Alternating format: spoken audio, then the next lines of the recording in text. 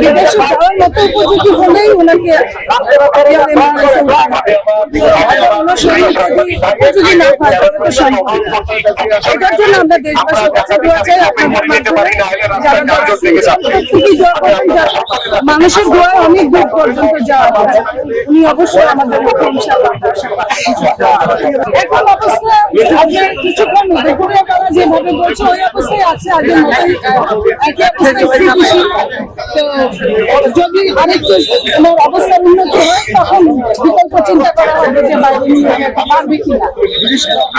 ওকে বিদেশে যাওয়ার বিষয়ে সিদ্ধান্ত উনি আছে, ওনার শরীর যদি ওনার পারমিট করে, ওনার শরীর যদি উপযোগী হয় বিদেশে যাওয়ার জন্য, তাহলে সাথে সাথে কাল বিলম্ব না করে আপনারা দোয়া করবেন সবাই দেশবাসী।